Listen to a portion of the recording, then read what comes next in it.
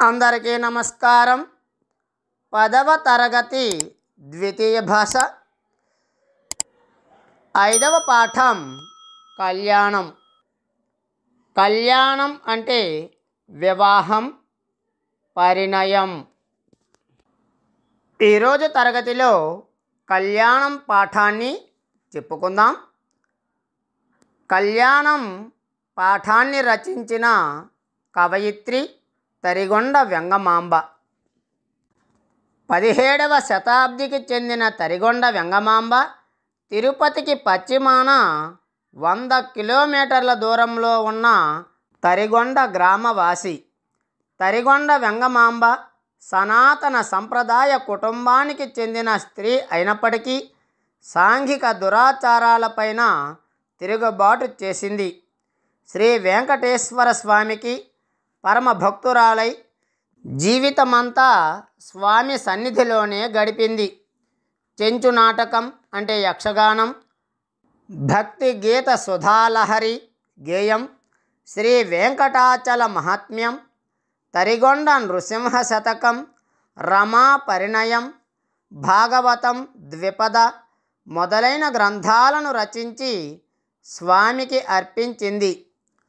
ఈమె రచన సరళ శైలిలో పాఠకుల హృదయాలను హత్తుకునే రీతిలో సాగుతుంది.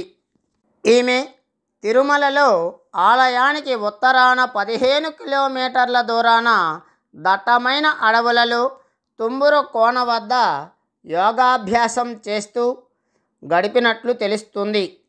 ఈమెకు వెంకటేశ్వరుడు కలలో కనిపిస్తూ ఉంటాడని అనేవారు. తిరుమలలో ఉత్తర వీధిలో ఉత్తర దిశలో ఉన్న వనంలో ప్రస్తుతం ఉన్న పాఠశాలలో ఈమె సమాధి ఇప్పటికీ ఉంది. ఈమె ప్రతి రాత్రి ఊరేగింపుగా తన ఇంటి ముంగిటికి వచ్చే భోగ శ్రీనివాసమూర్తికి వెండి పళ్ళెంలో ముత్యాల హారతి ఇస్తూ ఉండేదట. ఈమె తన సర్వదాస్తిని వెంకటేశ్వర స్వామికి అర్పించడం జరిగింది.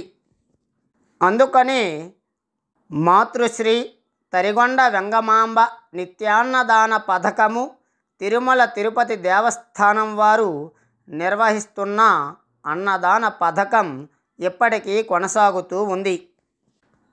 మన పాఠ్యపుస్తకంలో చదవండి, ఆలోచించండి, చెప్పండి అనే అంశంలో చిన్న పేర ఇచ్చారు చూడండి.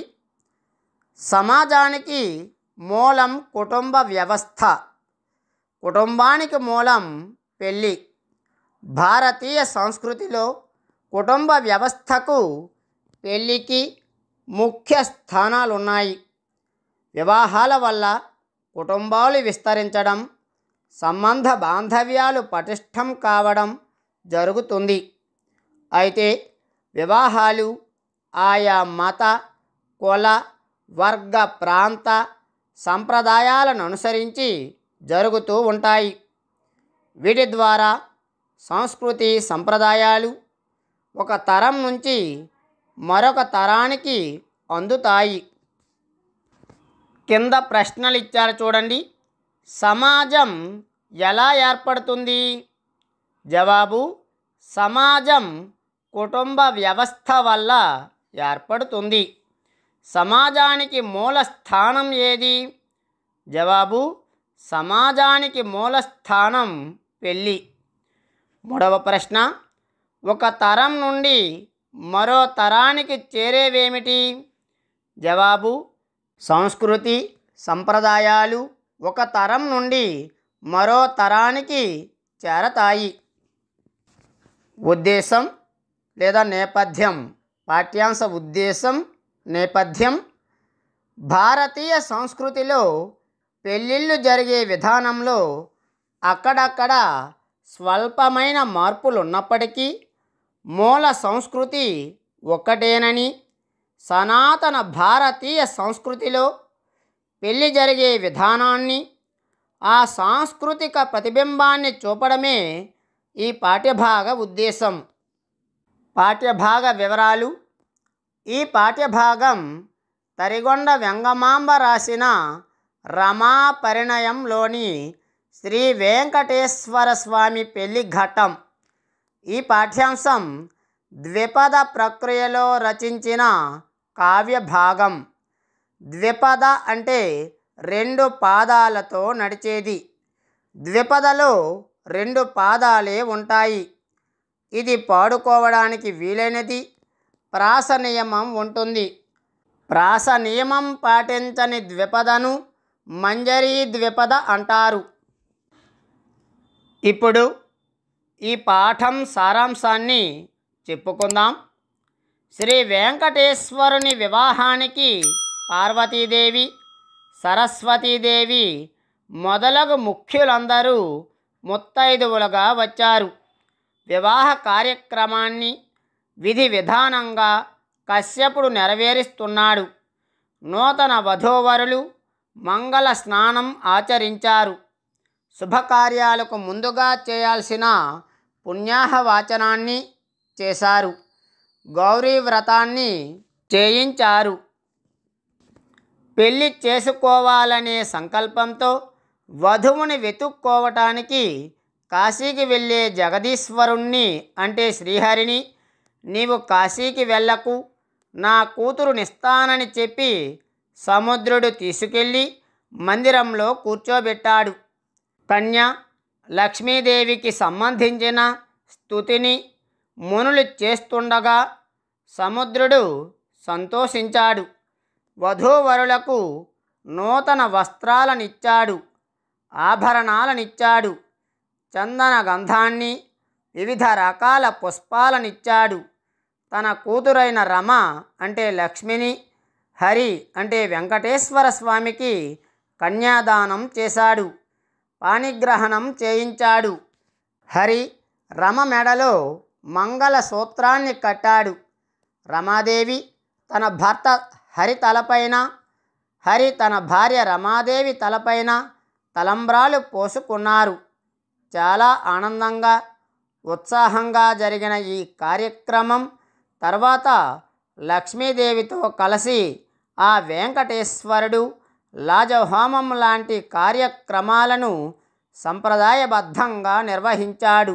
ఇది పాఠ్యాంశం సారాంశం. ద్విపద గేయాన్ని రాగయుక్తంగా చదివి వినిపిస్తాను, శ్రద్ధగా వినండి.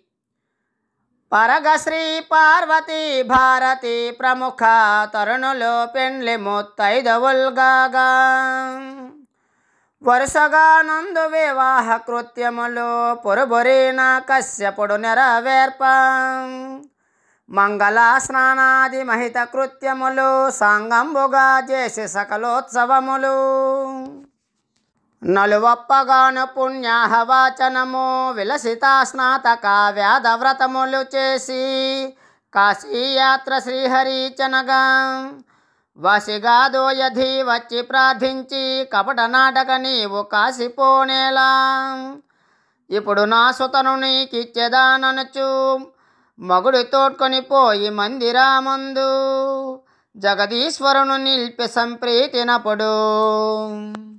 స్వామి కళ్యాణం.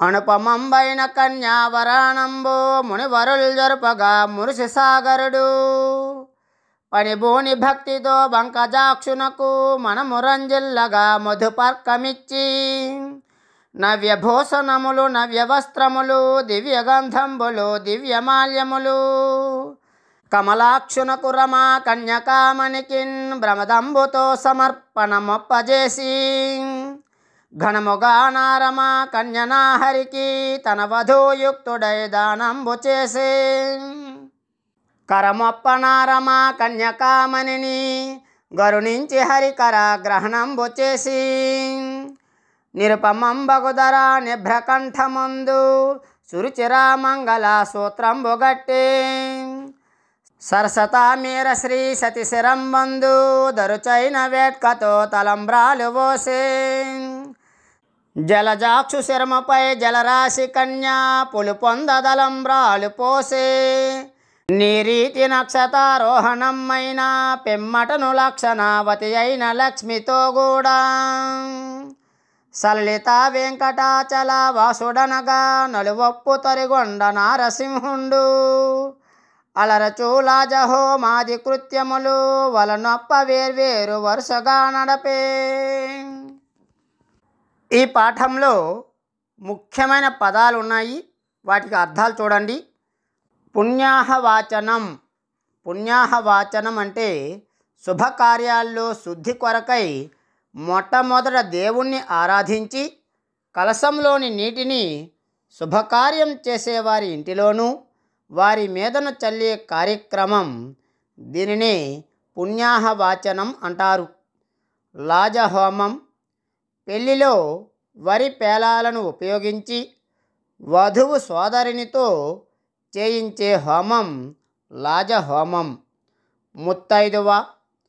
పుస్తెలు, మెట్టెలు, గాజులు, పసుపు కుంకుమలు, ముక్కెర, పాపిట సింధూరం కలిగిన స్త్రీ అంటే భర్తను కలిగిన స్త్రీని ముత్తైదువ అని అంటారు.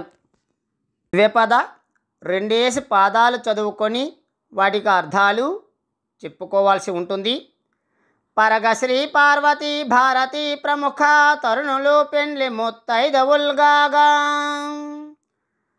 పరగ శ్రీ పార్వతీ భారతి ప్రముఖ తరుణులు పెండ్లి ముత్తైదవుల్గాగా. పరగ అంటే ఒప్పగునట్లు, తరుణి అంటే యౌవనం గల స్త్రీ, భారతి అంటే సరస్వతీదేవి, ప్రముఖ తరుణులు అంటే ముఖ్యమైనటువంటి సరస్వతీదేవి, పార్వతీదేవి మొదలైనటువంటి ముఖ్యమైన స్త్రీలు. ముత్తైదువ అంటే భర్తను కలిగి ఉన్న స్త్రీ.